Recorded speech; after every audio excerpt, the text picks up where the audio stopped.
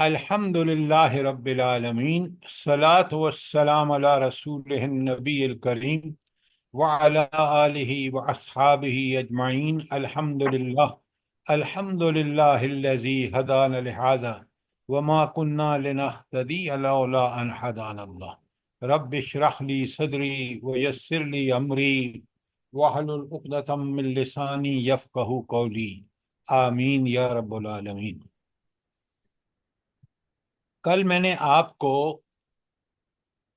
پورا 1 گھنٹہ ہم نے صرف کیا، اور میں نے آپ کو پورا طرح آیات کے حوالے لکھوا دیے، صورتوں کے اور آیات کے، کہ جہاں اللہ رب العالمین نے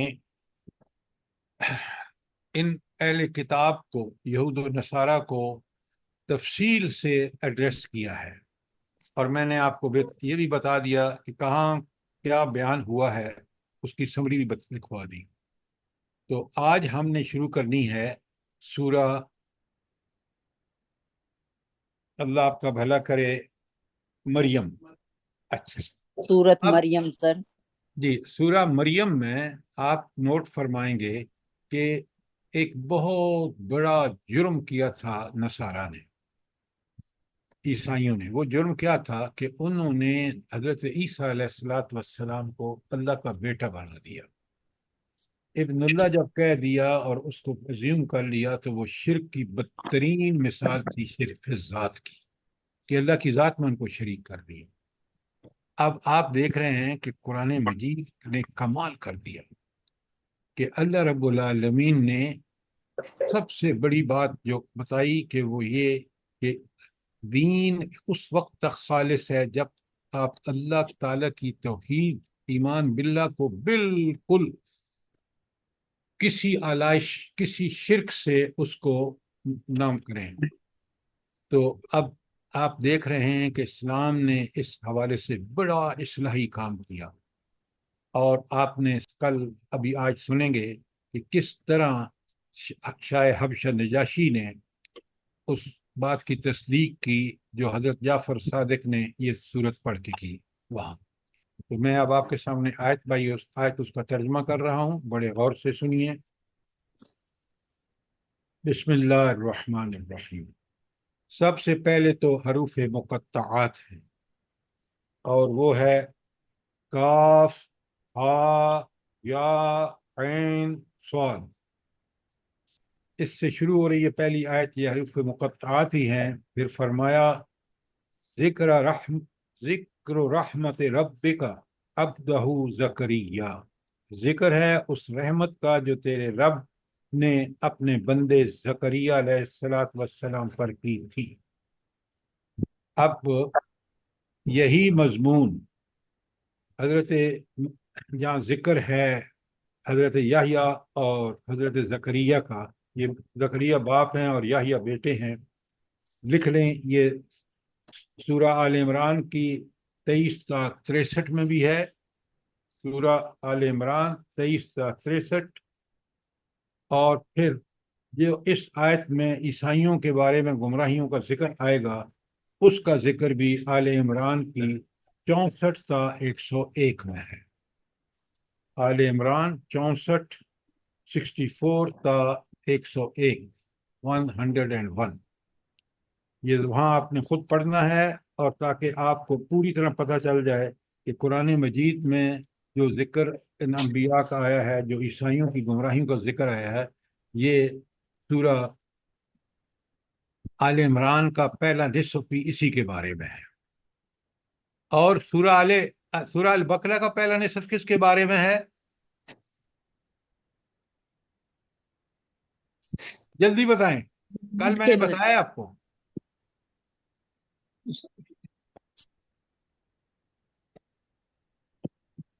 بڑے غور سے سنیں، آپ ایک دن سنتے ہیں اور دوسرے دن جواب نہیں دیتے، یہ کیا بات ہوئی؟ آپ صرف سننے کی دیکھیں نا، آپ اتنا وقت لگاتے ہیں، اللہ نے آپ کو اتنا ذوق اور شوق دیا، یہ چیزیں مجھے اور آپ کو ازبر ہونی چاہیے۔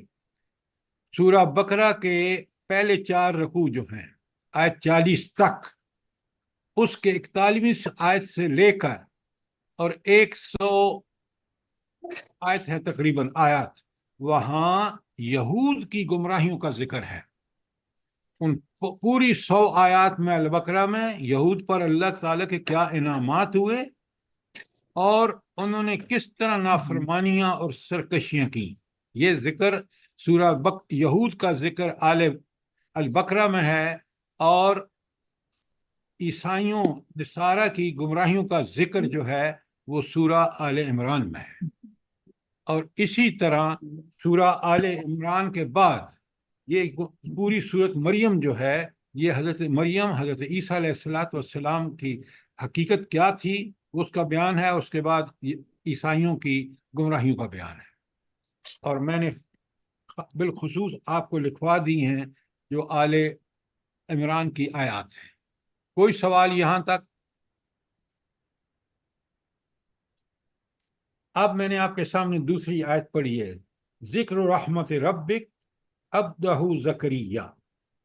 اللہ تعالیٰ فرماتے ہیں کہ ذکر ہے رحمت کا جو تیرے رب نے اپنے بندے زکریہ علیہ السلام پر کی۔ اچھا، اب آپ نے کئی دفعہ یہ آیت پڑھی ہوگی، بلا خاص رحمت یاد تھی جو اللہ تعالیٰ نے حضرت زکریہ پر کی؟ جلدی بتائیں۔ سر ان کو بڑھاپے میں بشارت جو اللہ تعالیٰ نے انہیں دی اور بیٹا عطا فرمایا، رحمت۔ اللہ تعالیٰ نے بالکل، آپ نے ٹھیک کہا، لیکن ذرا بات کو تفصیل سے سمجھا کریں کہ اللہ تعالیٰ نے بڑھاپے میں، وہ خود بوڑھے ہیں، ان کی بیوی جو ہے وہ بانجھ ہے، اس کے باوجود اللہ تعالیٰ نے رحمت کی اور ان کو حضرت یحییٰ ایسا بیٹا جو نبی تھا، اور اس کی خواص آ رہے ہیں آگے۔ یہ خاص رحمت ہے اللہ تعالیٰ کی حضرت زکریہ پر۔ اور یہی بات کہ اللہ تعالیٰ نے کس طرح، آپ الفاظ سنیں گے سورت کے اور آپ کو مزہ آ جائے گا، جس طرح اللہ تعالیٰ نے یہ رحمت حضرت زکریہ پر اس عمر میں، بڑھاپے کی عمر میں، اور ان کی بیوی بانجھ ہے، ان کو حضرت یحییٰ جیسا بیٹا عطا فرمایا۔ بالکل اسی طرح اللہ رب العالمین نے اپنے خاص قدرت سے حضرت مریم علیہ السلام کو حضرت عیسیٰ عطا فرمائے بغیر باپ کے۔ یہ سب دنیا میں اللہ تعالیٰ نے کچھ تو چیزیں بالکل اسباب کے مطابق ہیں، لیکن وہ اسباب اللہ تعالیٰ کے مقرر کرتا ہے۔ جب اللہ چاہتا ہے تو ان اسباب کے اللہ رغم دوسری چیزیں بھی ہمارے سامنے آ جاتی ہیں۔ جیسے آپ دیکھ رہے ہیں، سب سے پہلے انسان کی پیدائش بنا ماں باپ کے، حضرت آدم علیہ السلام کی پیدائش۔ تو رب جو چاہتا ہے کرتا ہے، اس کے طاقت اور قدرت ہے، وہ کر سکتا ہے۔ تو یہ ہے وہ خاص رحمت، ذکر و رحمت ربک عبدہ زکریہ۔ کوئی سوال جو یہاں سمجھ نہ آیا ہو؟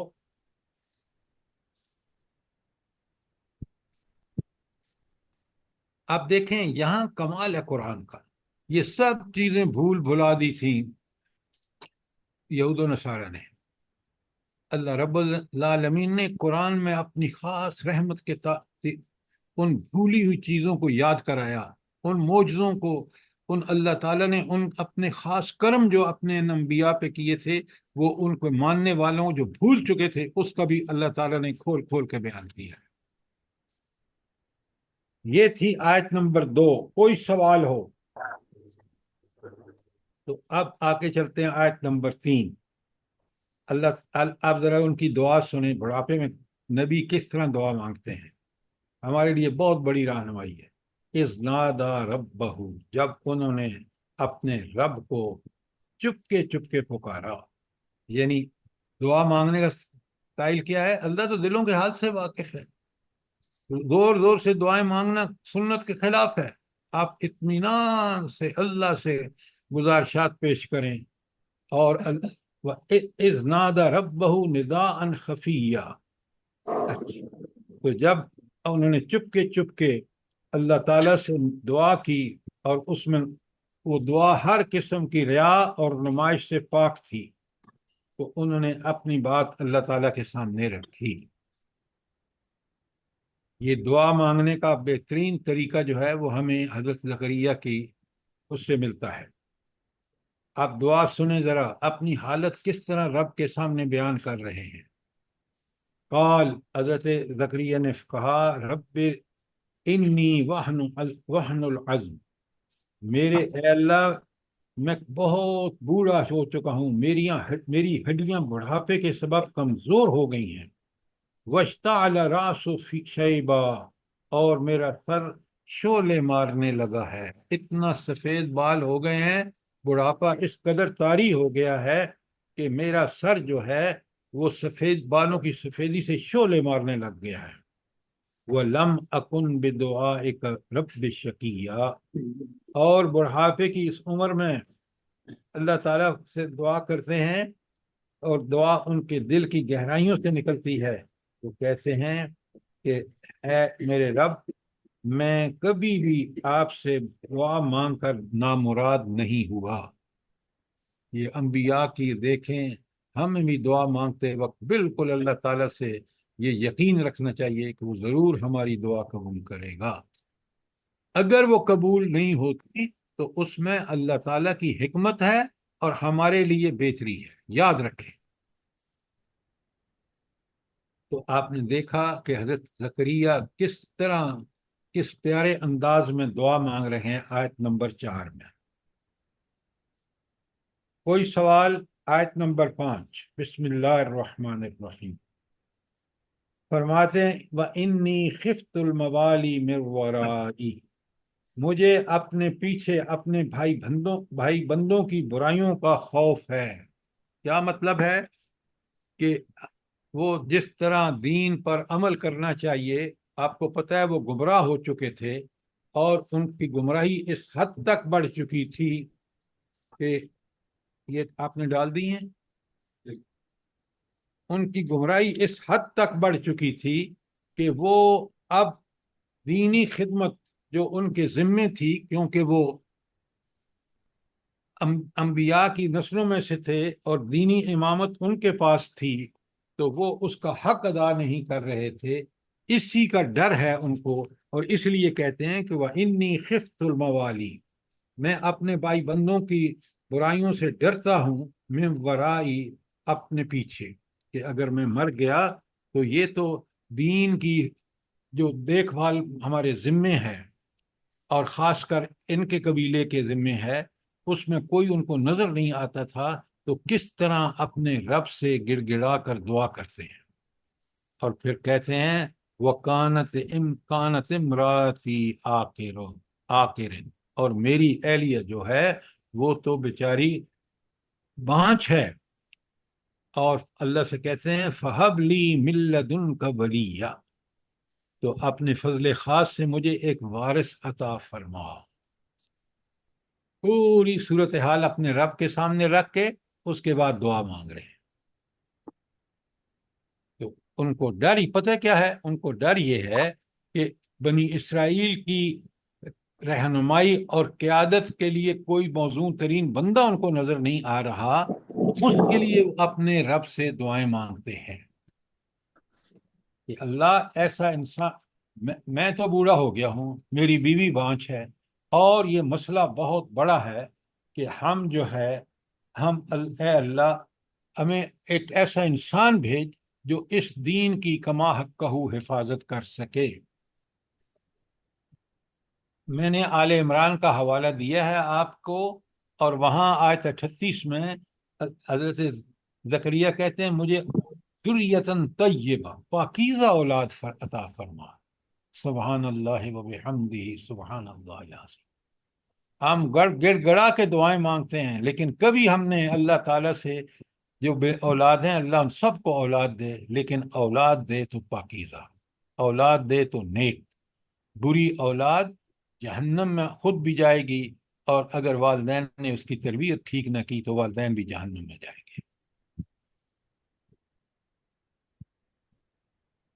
تو اب یہاں تک اگر آپ آیت 5 تک پورا آیات کا خلاصہ دیکھیں تو ان کے خاندان ابیہ خاندان تھا، اس کا نام ابیہ تھا، اور ان کا کام یہ تھا کہ یہ دینی اور اخلاقی حیثیت سے یہ منصب سنبھالے ہوئے تھے دعوت و ارشاد کا، اور ان کو حضرت زکریا کو جو آگے نسل اٹھتی نظر آ رہی تھی اس کے لچھن بھی وہ پوری طرح سمجھ چکے تھے، اس لیے انہوں نے اللہ تعالیٰ سے یہ دعا کی۔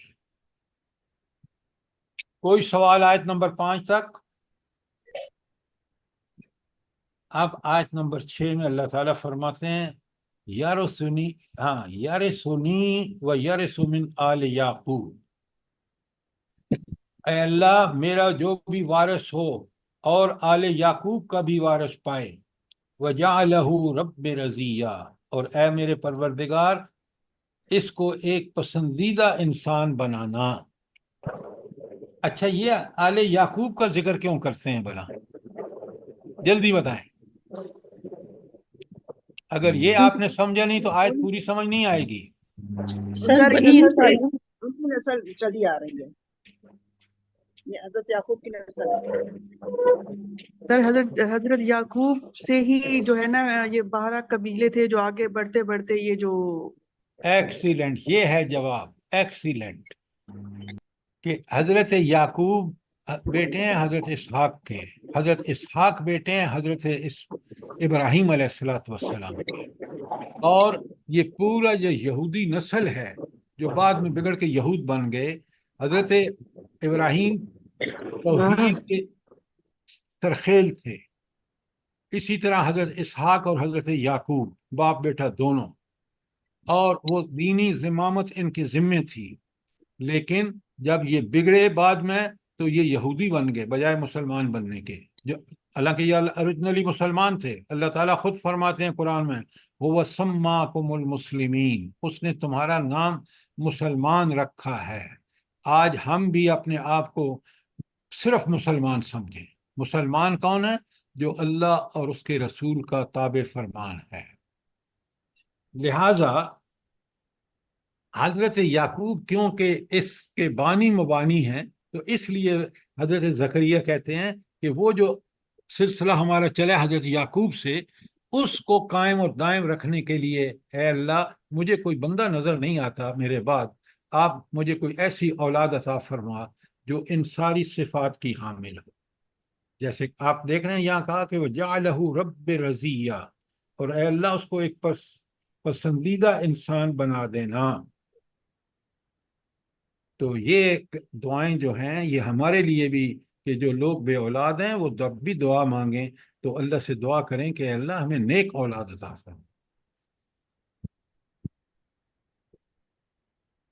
دنیا کی ساری نعمتیں جو اللہ تعالیٰ عطا فرماتے ہیں، ان کو اگر ہم نے اللہ کے حکم کے مطابق استعمال نہ کیا تو قیامت کے دن ہم سے ایک ایک چیز کا حساب ہوگا، یہ بات یاد رکھیں۔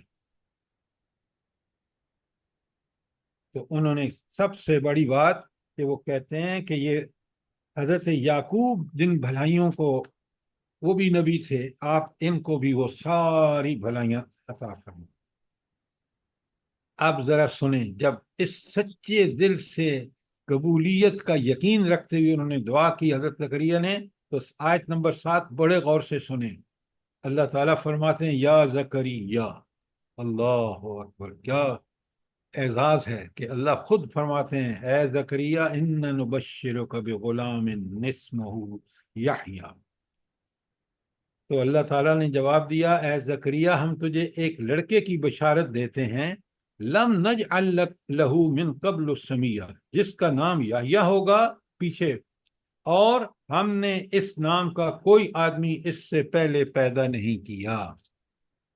اچھا، یحییٰ کا مطلب کیا ہے؟ وہ جو ہمیشہ زندہ رہے گا۔ تو اب اللہ نے جس طرح کی انہوں نے دعا مانگی نا کہ اللہ اس کو ایک پسندیدہ انسان بنا، اللہ تعالیٰ فرما رہے ہیں کہ ہم آپ کو بیٹا نہ عطا فرمائیں گے جو یحییٰ نام کا ہوگا، یہ نام پہلے کسی کا نہیں تھا، اور پھر یہ جو بیٹا ہوگا یہ بالکل اسی طرح ہوگا جس طرح کا آپ بیٹا مانگ رہے ہیں اللہ سے۔ اب میں نے آپ سے سوال کیا ہے، وہ اللہ تعالیٰ نے اس کا نام ہی رکھ کے بھیجا یحییٰ، وہ ہمیشہ زندہ رہے گا۔ آپ کو پتہ ہے کہ آگے چل کے آئے گا بھی کہ ایک جو حکمران تھے نا رومی، اس نے کہ رقاصہ نے مطالبہ کیا کہ یہ جو بار بار اللہ تعالیٰ کے احکامات ہمیں یاد دلاتا ہے، دعوت و تبلیغ کا کام کر کے اس نے ہماری زندگی اجیرن کر رکھی ہے، اس کو کا سر کاٹ کے اور میرے پیش کیا جائے۔ تو بدبختوں نے یہی کام اس کے رقاصہ کے کہنے پر کیا۔ تو اللہ تو کہہ رہے ہیں یہ یا ہیں، ہمیشہ زندہ رہیں گے، اور آپ دیکھ رہے ہیں کہ ان کا کس طرح بے رحمی سے گلا کاٹ کے اور ایک رقاصہ کے کہنے پر اس کے سامنے پیش کیا گیا۔ تو پھر یہ کیا، اللہ تعالیٰ تو فرما رہے ہیں وہ یا ہے، جلدی بتائیں۔ سر ذکر خیر رہے گا ہمیشہ یا نسلوں میں نبوت رہے بالکل گی؟ غلط کہہ رہے ہیں آپ، بالکل غلط کہہ رہے ہیں، اور بات صحیح کیجئے۔ سر جی شہادت، جو شہادت ملی ہے تو شہید بھی ہمیشہ زندہ ہی رہتے ہیں۔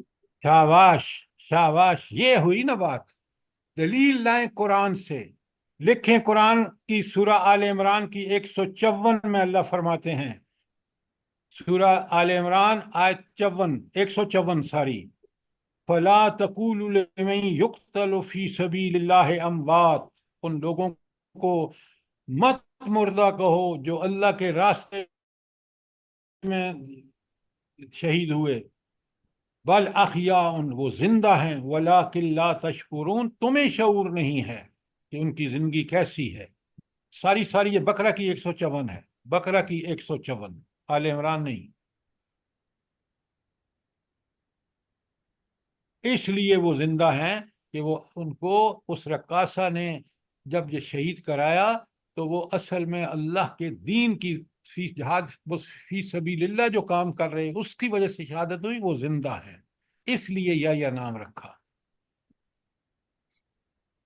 ذکر خیر کی بات کر رہے ہیں، پتہ کچھ بات کر رہے ہیں، بھائی قرآن کہتا ہے کہ وہ زندہ ہیں جو اللہ کے راستے میں شہید ہوئے۔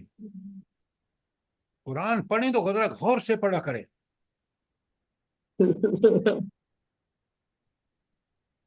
آپ بڑے غور سے سنیے۔ پہلی بات حضرت یحییٰ کے بارے میں کہ ان کا نام بالکل ایک انوکھا نام رکھا، یحییٰ۔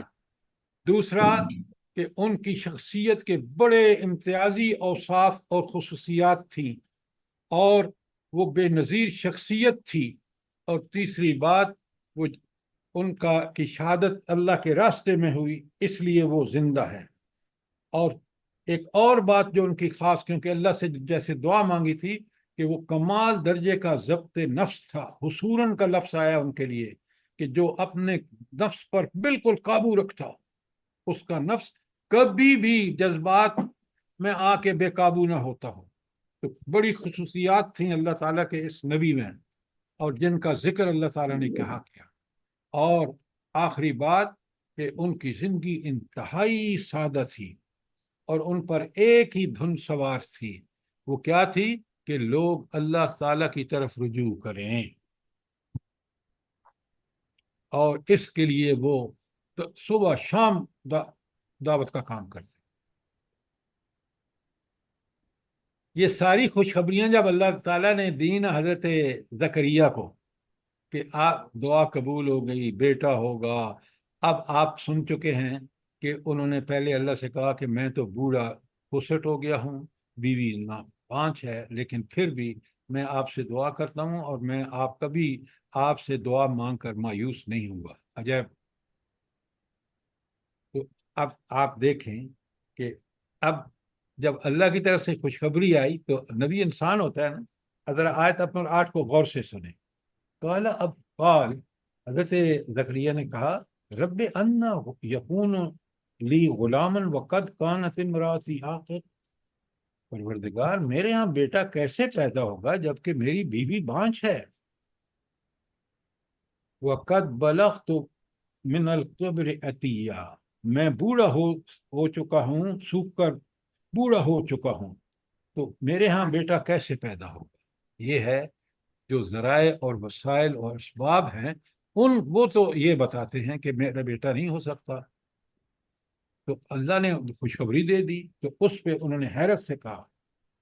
اب اللہ تعالیٰ فرماتے ہیں، سنیں آیت نمبر 9 میں، قال کذالک، جواب ملا کہ ایسا ہی ہوگا، جیسے اللہ فرماتے ہیں ان کا فرمان، کیوں؟ طاقت، قدرت اور اختیار تو وہ علی کل شیء قدیر، ہر چیز پہ قدرت اس کی ہے. جب وہ فیصلہ کر دیتا ہے تو پھر وہ کام ہو کے رہتا ہے.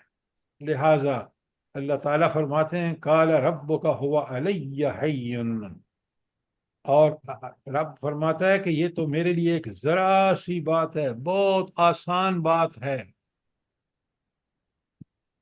اب یہ حضرت یحییٰ زکریا کو فرمایا نا. اب سنیں، بالکل یہی بات لکھیں آپ اس آیت کے ساتھ، آیت 9 کے ساتھ لکھیں.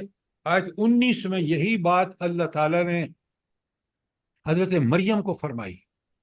جب حضرت مریم علیہ السلام نے فرمایا نا کہ اللہ مجھے کسی بندے نے ہاتھ تک نہیں لگایا تو میرے بیٹا کیسے پیدا ہوگا، بالکل یہی الفاظ ہیں، وَهُوَ حَيٌّ وَهُوَ عَلَى حَيٍّ، اور یہ میرے لیے بہت آسان ہے، کیونکہ رب کو کسی کام کرنے کے لیے کسی اسباب کا محتاج نہیں، کسی کی ضرورت اس کو نہیں، تو اس کا حکم ہوتا ہے وہ ہو جاتا ہے. وَإِذَا أَمَرَ شَيْئًا، تو کیا کہتے ہیں اللہ تعالیٰ؟ کن فیکون، ہو جا اور وہ ہو جاتی ہے. یہ ہے ہمارا رب، یہ ہیں اس کی قدرتیں. اور پھر آپ دیکھیں، دلیل دیکھیں آگے.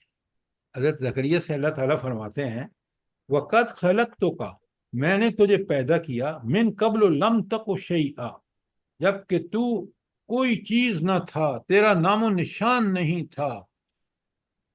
میں اور آپ سوچیں، ہم اپنی ڈیٹ آف برتھ سے پہلے 1-2 سال پہلے اب دیکھیں ہمارا نام و نشان نہیں تھا. اس رب نے کس طرح ہمیں پیدا کر کے حفاظت فرما کے ماں کے پیٹ میں، بچپن میں، لڑکپن میں، جوانی میں والدین کو سارا بنا کے آج ہم نے دنیا میں وہ صلاحیتیں عطا فرمائی جو مخلوق میں کسی کو عطا نہیں فرمائی. زور نوٹ کریں ذرا.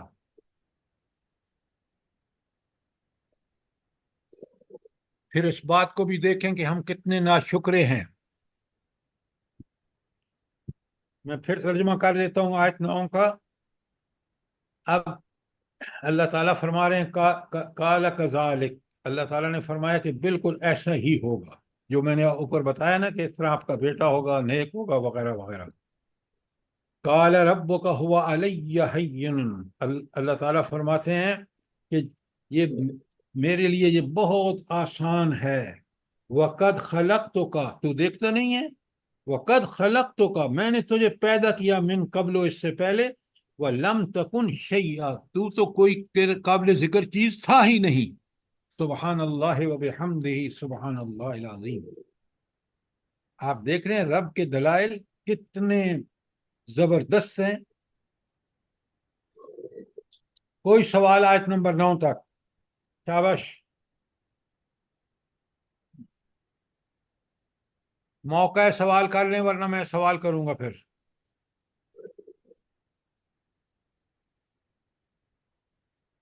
آگے سنیے، بڑی کمال کی باتیں ہیں جو اس صورت میں ہیں جو ہمیں نوٹ کرنی چاہیے.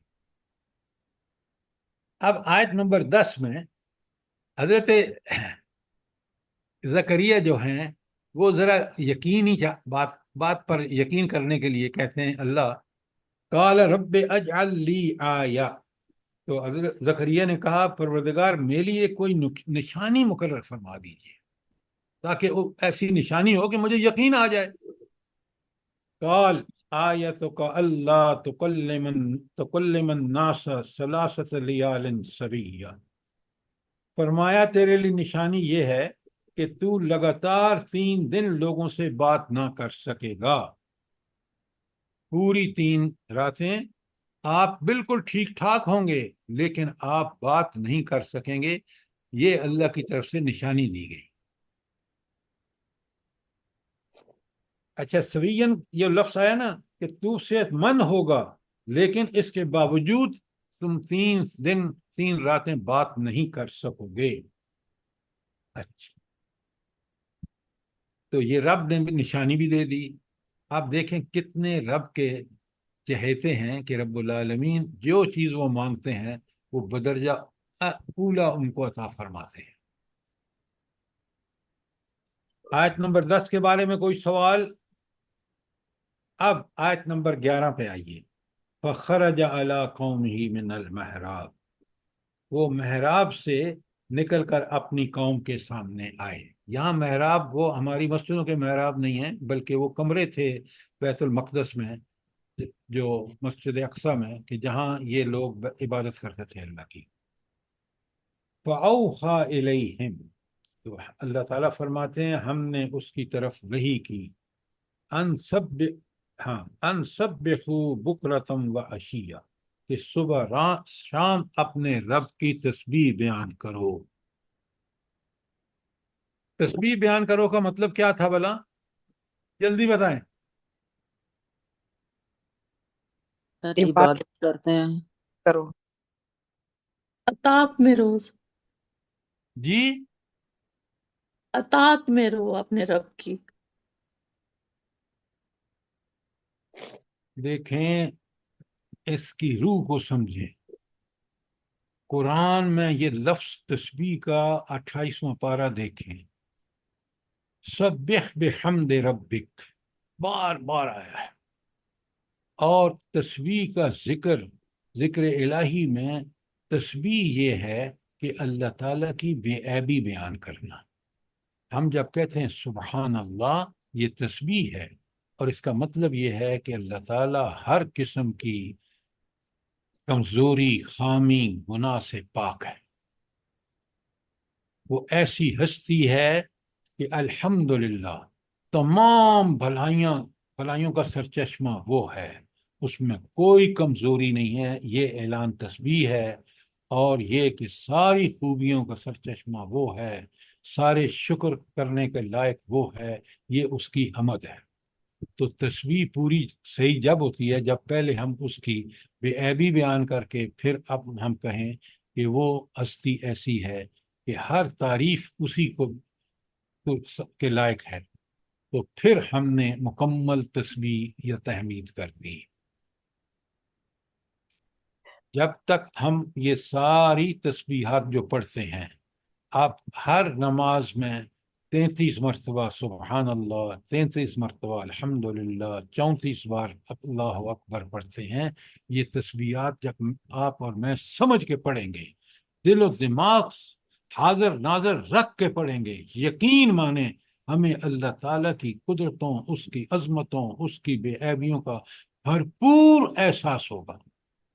اور بالخصوص جب ہم اپنی زندگی کے ماضی اور حال پر غور کریں گے تو ہمیں بات بڑی کلیئر ہوگی کہ واقعتاً اللہ تعالیٰ ایسی ذات ہے کہ اس میں کوئی نقص نہیں، اور وہ بے عیب ہے، اور ساری بھلائیوں اور شکر کا سرچشمہ وہ ہے. اپنی ساری دعاؤں کو سمجھ کے پڑھیں تاکہ یہ دعائیں ہمارے دل و دماغ پر اثر کریں، تاکہ ہماری فکر ٹھیک ہو. جب فکر ٹھیک ہوگی تو عمل پھر ٹھیک ہوگا. یہ بات سمجھ آئی ہے کہ نہیں آپ کو؟ جی سر. جی سر جی. اچھا، اگر سمجھ آ گئی ہے، مجھے ایک بات بتائیں. آپ بڑے غور سے یہ سنیں اور سمجھیں اس بات کو.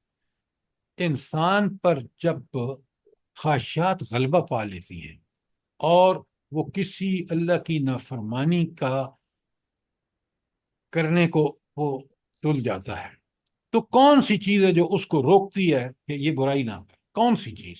بڑا سوچ کے جواب دیجئے، الٹا سیدھا جواب مجھے مت دیجئے. سر اس کا ایمان، مضبوط ایمان. ایمان میں بھی کون سی چیز؟ آخرت کا خوف سر.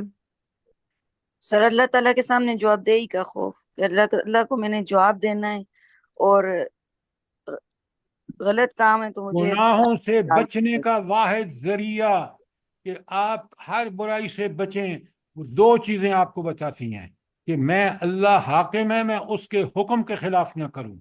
یہ توحید کا عقیدہ ہے. اور آپ نے جیسا دوسرا کہا، وہ دوسری بات ہے کہ میں نے اس عمل جو کر رہا ہوں، مجھے اللہ کے سامنے قیامت کے دن مجھے پیش ہونا ہے، اور مجھے اس کا جرم یا اس کا اچھا کام ہوا تو اس کی جزا سے کوئی ہیلپ نہیں کر سکتا سوائے اللہ کے. یہ دو چیزیں مجھے ہر جرم، ہر گناہ سے بچاتی ہیں. توحید کہ میرا رب حاکم ہے. کون ہے وہ حاکم؟ جس کی قدرت، طاقت، جس کی انفارمیشن اتنی کمپلیٹ ہے، مائکرو ڈیٹیلز میں، بہت باریک بینی سے ہر چیز کو جانتا ہے، دیکھتا ہے، حاضر اور ناظر ہے، میں اس کی نافرمانی کروں؟ بھائی ایک سپاہی ٹریفک کا کھڑا ہوتا ہے تو سگنل نہیں توڑتے آپ، وہ اس کی حیثیت کیا ہے؟ رب کو دیکھیں ذرا، کن حیثیتوں کا مالک ہے، میں کیوں اس کی نافرمانی کروں جبکہ وہ دیکھ رہا ہے، لکھوا رہا ہے، قیامت کے دن میں نے اس کے سامنے پیش ہونا ہے۔ تو عقیدہ توحید اور عقیدہ آخرت کا یقین مجھے برائیوں سے بچاتا ہے۔ جب اگر میں برائیاں کر رہا ہوں تو اس کا مطلب یہ ہے کہ مجھے اللہ کا خوف نہیں ہے، اللہ کو حاکم نہیں مانتا، اور یہ آخرت کا یقین نہیں ہے۔ آپ نے گناہوں سے بچنا ہے تو یہ دو کام پکے سچے کر لیں۔ بات کلیئر ہے یا نہیں ہے؟ الحمدللہ سر۔ الحمدللہ سر۔ تو آپ نے دیکھا ایمان کتنی بڑی ڈھال ہے کہ ہر برائی سے جو چیز بچاتی ہے ہمیں، وہ ہمارا اللہ پر کامل یقین کہ وہ اللہ حاکم ہے، اللہ الہ ہے۔ اس لیے آپ پڑھتے ہیں لا الہ الا اللہ، اس کے علاوہ کوئی معبود نہیں ہے۔ اچھا، الہ کے حقیقی معنی کیا ہیں بلا؟ جلدی بتائیں۔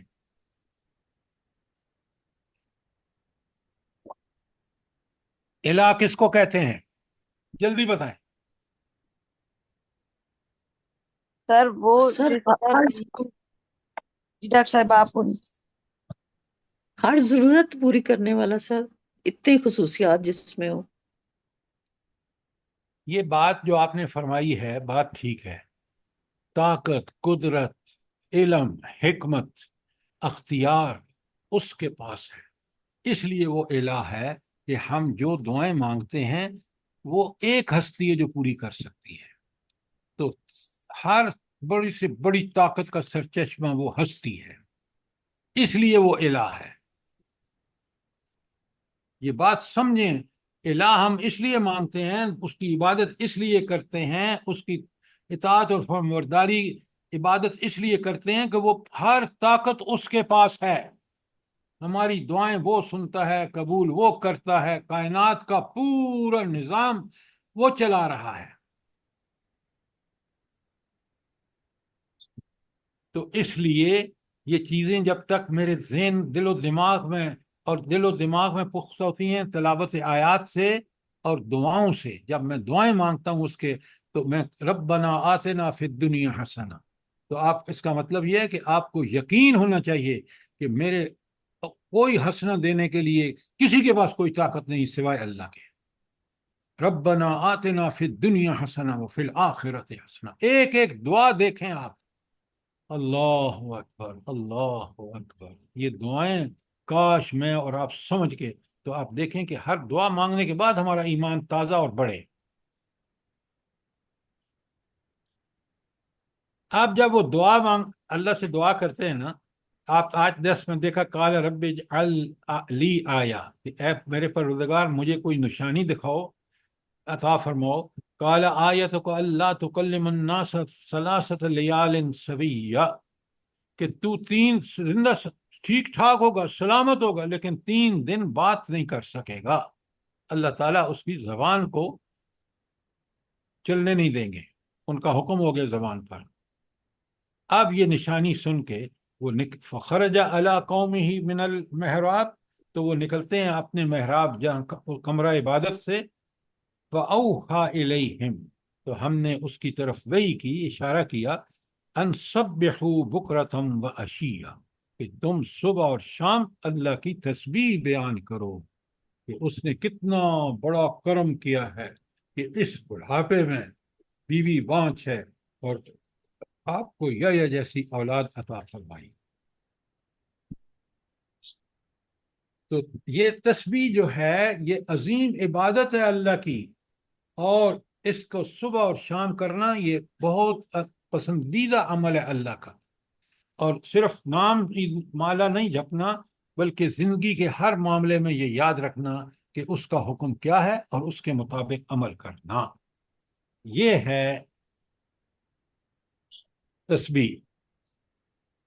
اچھا، کوئی سوال آیت 11 تک؟ اب سنیے آیت 12. اللہ تعالیٰ فرماتے ہیں یا یحییٰ، اے یحییٰ، خذ الکتاب بقوة، کتاب کو مضبوطی سے پکڑ لو. اچھا، پہلی بات. دوسری بات، وَآتَيْنَاهُ الْحُكْمَ صَبِيًّا، اور ہم نے بچپن ہی میں اسے قوت فیصلہ اور حکمت عطا کر دی تھی. ذرا غور فرمائیں، یہ معمولی بات نہیں ہے. انبیاء کو اللہ تعالیٰ بالکل حکمت بھی دیتا ہے اور ان کو قوت فیصلہ بھی دیتا ہے. نبی کریم صلی اللہ علیہ وسلم کے پاس اتنی وافر تھی کہ 13 سال مکے میں جب رہ کر ہجرت کی تو 14ویں سال حکومت قائم تھی. بہترین فیصلے تھے جو اللہ نے ان کو کرنے کی صلاحیت عطا فرمائی تھی. اللہ نے جو حکمت عطا فرمائی تھی، ان حالات میں جو ناقابل یقین حد تک مشکل تھے، اس میں آپ صلی اللہ علیہ وسلم نے اپنی قوت فیصلہ اور قوت اللہ کی عطا کردہ حکمت کے تحت جب فیصلے کیے تو 14ویں سال مدینے میں حکومت قائم ہوئی. اب 13 سال میں آپ کو بڑے اختصار سے بات کر رہا ہوں. وہاں آپ پہاڑ جیسی مصیبتیں. 2 دفعہ ہجرت تو حبشہ کو ہوئی اور تیسری دفعہ ہجرت 13ویں سال 5 نبی میں اور 6 نبی میں ہجرتیں ہوئیں. آپ تفصیل سے سن چکے ہیں کل. تو یہ تھا اللہ تعالیٰ نے حکمت آپ حضرت یحییٰ کو بچپن میں یہ حکمتیں عطا فرما دی. یہ معمولی بات نہیں ہے. تو میں نے آج پھر ترجمہ کرتا ہوں، یا یحییٰ خذ الکتاب بقوة، کتاب کو مضبوطی سے پکڑ لو. وآتیناہ الحکم صبیًا، اور ہم نے اسے بچپن میں ہی حکمت اور قوت فیصلہ وغیرہ سے عطا فرمائی. کوئی سوال؟ سر جی، ان کے حضرت یحییٰ علیہ السلام کے بارے میں تفاسیر کہاں سے، مطلب ان کی زندگی کے بارے میں ڈیٹیلز کہاں سے، جیسے انہوں نے زندگی گزاری یا ملتی ہیں؟ اچھا، پہلے تو آپ ہی مجھے بتائیں، یہ جو اللہ تعالیٰ کہہ رہے ہیں یا یحییٰ خذ الکتاب بالقوة، کون سی کتاب ہے جس کو پکڑنے کے لیے ضرور آپ کو ہدایت کی جا رہی ہے؟ سر ان سے پہلے تورات اور میں نے جس سے سوال کیا اس کو جواب دینے دیں. جی سر، تورات حضرت موسیٰ علیہ السلام کو جو دی گئی تھی نا. بالکل آپ نے ٹھیک کہا. پہلے آپ زندگی کے حالات پڑھنے، یہاں کافی کچھ آپ کو تفاسیر میں مل جائے گا. جو ہدایت کے لیے ضروری ہے وہ ساری چیزیں آپ کو مل جائیں گی.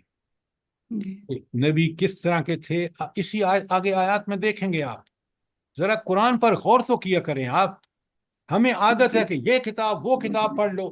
بھائی قرآن جس بات کی نصیحت کر رہا ہے اس کو پکڑیں. جی ٹھیک ہے، جزاک اللہ خیر. اچھا، خاص بات اس آیت میں کیا ہے؟ ایک تو تورات کو چھوڑ چکے تھے یہودی. بالکل کس طرح چھوڑ چکے تھے؟ جس طرح آج ہم نے قرآن کو چھوڑ دیا ہے. آپ کو سمجھ آ جانی چاہیے، خدا کے لیے سمجھیں بات کو.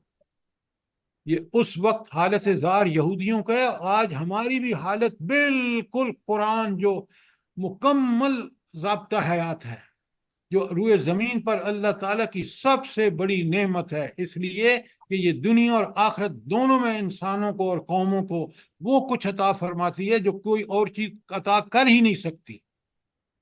آج ہم کس ذلت اور پستی میں آج کا دن دیکھیں جو کل کا گزرا ہے. پتہ نہیں یہ ملک اللہ تعالیٰ قائم رکھتے ہیں یا نہیں، ہمارے کرتوتوں کی وجہ سے، ہمارے حکمرانوں کی کرتوتوں کی وجہ سے. کوئی حکومت اس طرح کر سکتی ہے کہ سڑکیں کھود دے، راستے بند کر دے، مریضوں کو ہسپتال نہ پہنچنے دے، لوگ ڈیوٹیاں نہ کریں، اسکول بند رہیں؟ اور اللہ کے بندوں تو ہوش کرو، رب نے دنیا میں تمہیں اقتدار اس لیے نہیں دیا کہ تم لوگوں کی مصیبتوں میں اضافہ کرو. جی سر، اللہ کا خوف ہی نہیں ہے بالکل. آپ ذرا جو باتیں میں کر رہا ہوں بڑا غور سے سنیں اور سمجھیں بات کو. آج یہ سب کچھ ہمارے کرتوتوں کی وجہ سے ہے.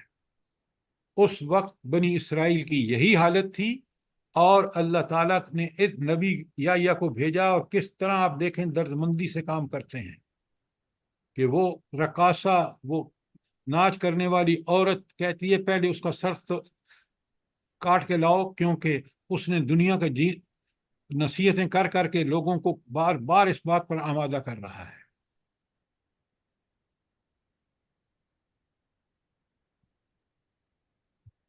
اب جو خاص بات ہے نا آیت 12 میں، بلا اس آیت میں خاص بات کیا ہے ذرا یہ بتائیں۔ میں نے آپ کے سامنے پڑھی ہے، ترجمہ کیا ہے، خاص بات کیا ہے اس آیت میں؟ سر جی کتاب کو مضبوطی کتاب سے پر تھامنا مضبوطی سے جم جاؤ۔ ہے، کتاب سے پہلے جو اصل چیز ہے وہ ہے نبوت وَآتَيْنَاهُ الْحُكْمَ صَبِيًّا، کہ اس اللہ تعالیٰ نے بچپن میں ہی اس کو عنایت کر دی۔ یہ کمال کی بات ہے۔ کتاب کو تو جب پکڑے گا جب اس کے پاس حکمت، عقل، فہم سب کچھ ہوگا، اور یہ لفظ حکم کے اندر موجود ہے۔ قرآن کے ایک ایک لفظ پہ غور کیا کریں تو یہ جو حکمت انہیں دانائی، سمجھ اور اس کے گہری بصیرت جو اللہ تعالیٰ نے عطا فرمائی، وہ جو قوت فیصلہ، قوت اجتہاد، تفقہ فی الدین اور معاملات میں صحیح رائے اور ایسی صلاحیت کے فیصلے بالکل ٹھیک ہوں، یہ اللہ نے بچپن میں ان کو دی، تاکہ وہ ان مشکل حالات میں جو اس وقت بنی اسرائیل بھول چکے تھے ساری اللہ کی نعمتیں، اور ان کو بالکل اسی طرح پسے پشت ڈالا ہوا تھا جیسے آج ہم نے ڈالا ہوا ہے۔ آپ اپنی قوم کو دیکھ لیں، مسلمانوں کو آج کو دیکھ لیں، خاص کر پاکستان کے لوگوں کو دیکھ لیں، کیونکہ ہمارا معاملہ مختلف ہے۔ ہم نے اللہ تعالیٰ سے وعدہ کیا تھا 1947 میں کہ اللہ ہمیں زمین دے، ہم تیرا دین نافذ کریں گے۔ آج ہم نے اس دین کو نعوذ باللہ دیش نکالا دے دیا ہے۔ سوچیں، وہ جو ہماری دنیا اور آخرت کی بھلائیاں جس میں تھیں اس کو ہم نے بھلا دیا ہے۔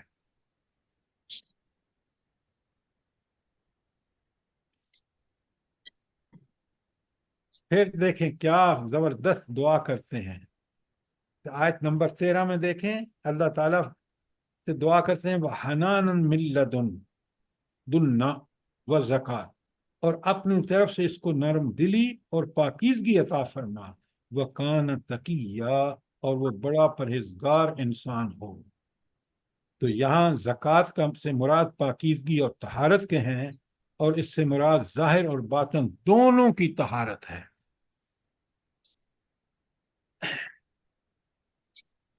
اچھا ایک بات بتائیں، بڑے سوچ کے جواب دیجئے گا، انسان کی جو سب سے پہلی پاکیزگی اور طہارت ہے وہ انسان کو سب سے پہلے کہاں ہونی چاہیے؟ انسان میں جلدی بتائیں۔ دل اور دماغ پاک ہونا چاہیے۔ دل میں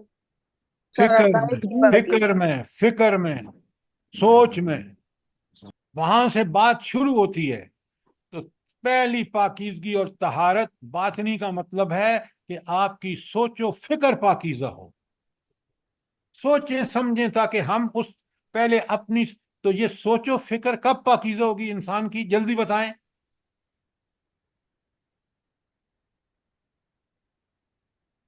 تزکیہ نفس سے، تدبر سے۔ آپ اتنی مشکل اصطلاح کے سننے والا خود ہی پریشان ہو جائے۔ ایمان کامل ہوگا جب۔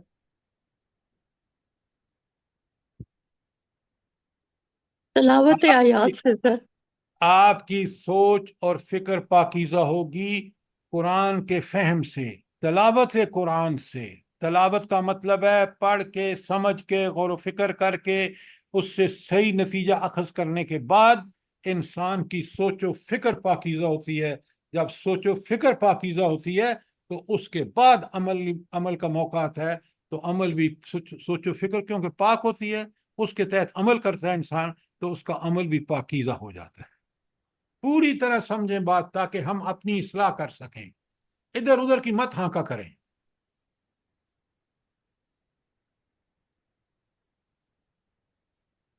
تو اللہ سے دعا مانگ رہے ہیں وَحَنَانًا مِن لَدُنْهُ وَزَكَاةً، من لدنا والزکات، اپنی طرف سے اس کو نرم دلی اور پاکیزگی عطا فرما، وکان تقیہ، اور وہ بڑا پرہیزگار ہو۔ کوئی سوال یہاں پر، یہ ہر انسان میں مطلوب ہے جو اہل ایمان ہے۔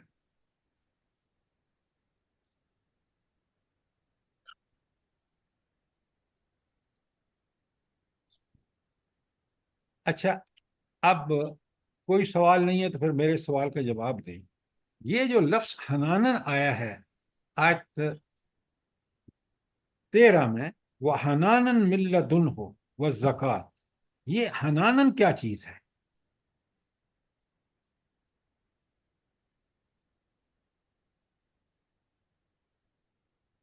سر یہ یہودیوں کی ایک وہ جو رسم ہوتی تھی، ایسا غسل دیا بالکل جاتا تھا کہ غلط، بالکل غلط نرم دلی، جی۔ ہاں جی، نرم دلی، نہایت ہی نرم دلی، سر جی یہ جو شخص مامتا شفقت لفظ آیا ہے مامتا کی طرح۔ یہ معنی نہیں؟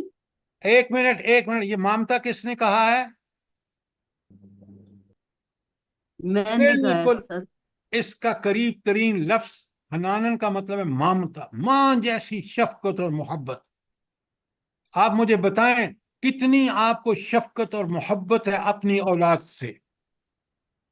کبھی سوچا آپ نے کہ کس نے آپ کے دل میں یہ رکھی ہے؟ انسان اور اہل ایمان رب کا خاص کرم سمجھتا ہے، اور ماں کی مامتا جیسی ہمدردی اور شفقت، اس کو حنان کے قریب ترین معنی اس کے ہو سکتے ہیں کہ وہ حضرت یحییٰ ایسے نرم دل، ایسے محبت اور ایسی شفقت والے ہوں کہ وہ دین کا کام اس حنان ہو کر کریں۔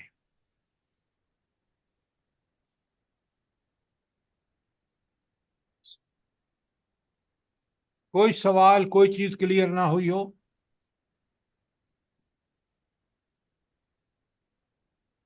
اب سنیں کیسی اللہ تعالیٰ نے ان کو صفات عطا فرمائی ہیں۔ آیت 14 میں اللہ تعالیٰ فرماتے ہیں وہ براء بوالدیہ، بندگان خدا میں سارے انسانوں میں سب سے بڑا حق کس کا ہے بلا؟ والدین کا، ماں باپ کا۔ والدین کا ہے۔ اور اللہ کہہ رہے ہیں، خوب فرما رہے ہیں کہ سب سے بڑا حق والدین کا ہے، اس لیے اللہ تعالیٰ فرما رہے ہیں کہ براء بوالدیہ، اور برم وہ اپنے وہ براء بوالدیہ، اور وہ اپنے والدین کا حق شناس ہوگا۔ جس طرح حق ہے ادا کرنے کا والدین کی اطاعت اور فرمانبرداری، اس حق کو ادا کرے گا۔ وَلَمْ يَكُنْ جَبَّارًا عَصِيًّا، وہ نہ جبار ہوگا نہ نافرمان ہوگا۔ تو یہ ساری اللہ تعالیٰ نے کس طرح دعائیں اور کس طرح ان کی قبولیت آپ دیکھ رہے ہیں۔ تو حضرت یحییٰ کو علیہ السلام کو اللہ تعالیٰ نے مذکورہ اوصاف کے ساتھ مبعوث فرمایا، اور ان کی سیرت ایک نمونہ تھی، اور وہ ظاہراً اور باطناً کتنے پاکیزہ تھے، ذرا نوٹ فرمائیں۔ اب ایسی ہستی کے بارے میں آیت 15 میں اللہ تعالیٰ فرماتے ہیں وَسَلَامٌ عَلَيْهِ يَوْمَ وُلِدَ، اور سلامتی ہو اس پر جس روز وہ پیدا ہوا، وہ یوم یموت، اور وہ دن، اس دن بھی سلامتی ہو جس دن وہ مرے، وہ یوم یبعث حیا، اور تیسری جب وہ زندہ ہو کر کے اٹھایا جائے تو اس پر سلامتی ہو۔ تو آپ دیکھ رہے ہیں کہ حضرت یحییٰ کس قدر اللہ تعالیٰ کے پسندیدہ انسان تھے، کیا خوبیاں ہیں ان میں اور کیا کمالات ہیں ان میں۔ سبحان اللہ، سبحان اللہ، سر کیا بہترین آیت ہے یہ، سبحان اللہ۔ الحمدللہ، الحمدللہ۔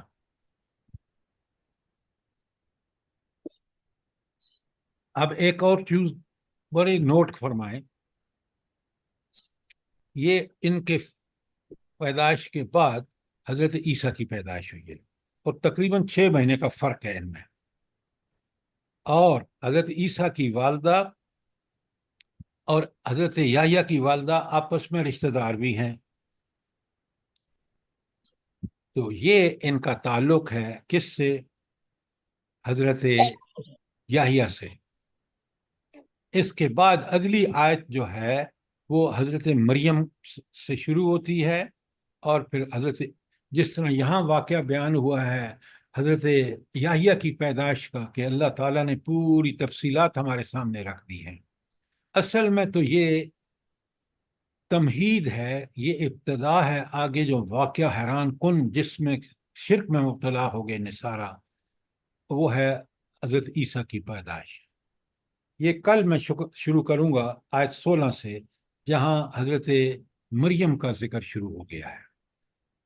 تو یہ 15 آیات آپ بہت اچھی طرح پڑھیں گے، سمجھیں گے، اور انشاءاللہ کل جب ہم حضرت مریم اور حضرت عیسیٰ کی پیدائش حضرت مریم کے بطن سے کیسی ہوئی اس کی تفصیل قرآن نے سامنے رکھ دی، تاکہ یہ جو پروپیگنڈا کر رہے ہیں نصارہ یا یہودی وغیرہ، کہ وہ نعوذ باللہ یہودی کچھ کہتے ہیں، نصارہ کچھ کہتے ہیں، حقیقت میں حضرت عیسیٰ کیا ہیں، اس کی تفصیلات یہاں بیان ایسی ہوگی کہ ساری گرد چھٹ جائے گی اور صحیح حضرت عیسیٰ کی شخصیت ہمارے سامنے آ جائے گی۔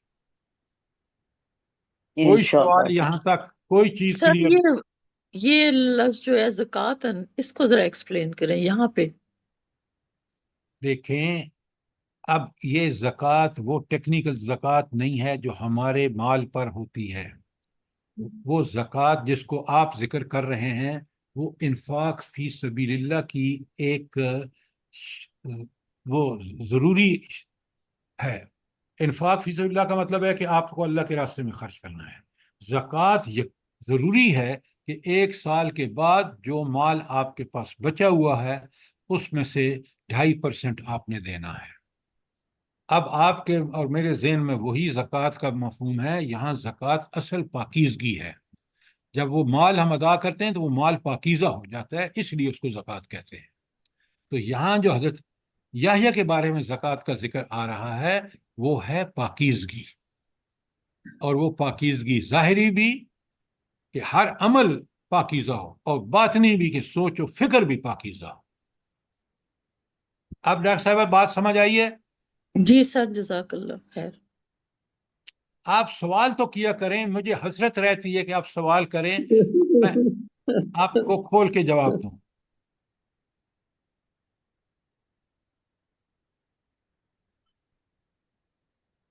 اگر کوئی سوال نہیں ہے تو اس کو دوبارہ پڑھیے، سمجھیے کہ اللہ تعالیٰ کس طرح ذکر فرما رہے ہیں حضرت زکریا کی اس ایج میں، بڑھاپا، بیوی بانچ، کس طرح وہ دعا مانگتے ہیں نیک اولاد کی، اور اللہ تعالیٰ کیسے ان کو نیک اولاد ان حالات میں عطا فرماتا ہے۔ سبحان اللہ سر جی، بہت اچھا لگا پڑھ کے، بہت سمجھ میں یہ اضافہ کتنا ہوا بڑا ہے ہمارے۔ معجزہ ہے سر، کتنا سبحان اللہ، بڑی اللہ سبحان کی اللہ، شان کا معجزہ ہے نا۔ ہاں پڑھتے تو ہم ہیں، مگر سر جی جب ہم آپ کے ساتھ پڑھتے ہیں نا تو ہمیں بہت لطف آتا ہے، ہم بالکل کھو جاتے ہیں قرآن میں۔ الحمدللہ۔ الحمدللہ، قرآن ہے ہی ایسی چیز، اللہ کا کلام ہے، کاش ہم اس کو سمجھ کے پڑھیں۔ اللہ تعالیٰ اسی کلام کے ذریعے ہمیں فکری بھی اور عملی حکمت عطا فرمائیں گے انشاءاللہ۔ آمین آمین، ہم لوگوں کی اولادوں کو پہلے بھی ہم نے تمام سورہ دنیا کے کاف پڑھی، مسلمانوں۔ اس میں بھی بہت لطف آیا، بہت لطف آیا۔ کل جمعہ تھا، کل پڑھی ہے الحمدللہ، تو بہت لطف آیا ہے اس طرح سے جیسے آپ نے پڑھایا ہے۔ الحمدللہ الحمدللہ۔ کا بڑا احسان۔ یہ آیات ایسی ہیں جیسے شاعری ہو رہی ہے، جی بہت زبردست شاعری کے انداز میں۔ شاعری کے انداز میں سر آیات کا اس طرح سے ربط آپس میں ایک دوسرے سے آپ یہ بہت ہی زبردست۔ دیکھیں، آپ اس طرح نہ کہیں، شاعری جو ہے نا، آپ کی بات بالکل ٹھیک ہے، لیکن اس کا طریقہ یہ ہے کہ قرآن نہ تو نثر ہے نہ شعر ہے، لیکن اس کے اندر شعر جو شاعری کا مزہ ہے وہ آتا ہے جب پڑھتے ہیں تو۔ جی سر بالکل۔ لیکن صرف شاعری نہ کہیں، شاعری تو آپ کو پتہ ہے شاعر جو ادھر ادھر کی ہانکتے ہیں، قرآن کی بات بڑی برحق اور ایبسولوٹ ٹروتھ ہے۔ اب سب لوگ بڑی اللہ سے گڑ گڑا کے ہم سب دعائیں مانگے کہ پروردگار ہمارے اس ملک پر رحم فرما، اے آمین اللہ آمین آپ کی رحم پہ توکل ہے، اے اللہ ہمارے کرتوت جو کچھ ہیں آپ ہم سے بہتر جانتے ہیں، پروردگار ہمارے کرتوتوں کو نہ دے، ان رحمتک اوسع من ذنوبی، پروردگار ہمارے گناہوں سے آپ کی رحمت انتہائی وسیع ہے، اللہ اس رحمت کا واسطہ ہے کہ ہمارے حکمرانوں، ہمارے کرتوت، عوام کے کرتوت، اے اللہ ان کو توفیق عطا فرما کہ ہم سچی توبہ کر کے اور تیرے حضور پلٹیں، اے آمین اللہ ہمیں اس عذاب کی اس کیفیت سے جو بالکل عذاب کی ہے جو ان حکمرانوں نے مسلط کر رکھی ہے، اے اللہ ہمیں ان سے نجات عطا فرما، اے آمین اللہ ہمارے اوپر اپنی رحمتیں نازل فرما تاکہ ہم آئندہ زندگی میں تیرے تابعدار بن کے زندگی گزاریں اور آخرت کی نعمتیں ہمیں عطا فرما۔ آمین ربنا تقبل منا انك انت السميع العليم وتب علينا انك انت التواب الرحيم۔ اے اللہ بیماروں کو شفائے کاملہ اور عاجلہ عطا فرما، اے اللہ مریضوں کو صحت عطا فرما، اے اللہ ہمارے والدین جو دنیا سے چلے گئے ہیں پروردگار ان کی قبروں کو، ان کی آخرت کی منزلوں کو آسان فرما، آمین اے اللہ جن کے والدین زندہ ہیں پروردگار ان کو توفیق عطا فرما کہ وہ اپنے والدین کے ساتھ احسان کا رویہ اختیار کریں، ہماری اولادوں کو نیک اور آپ ایسا بنا دے تاکہ وہ ہمارے لیے صدقہ جاریہ ہوں۔ ربنا تقبل منا انك انت السميع العليم وتب علينا انك انت التواب الرحيم۔ جزاک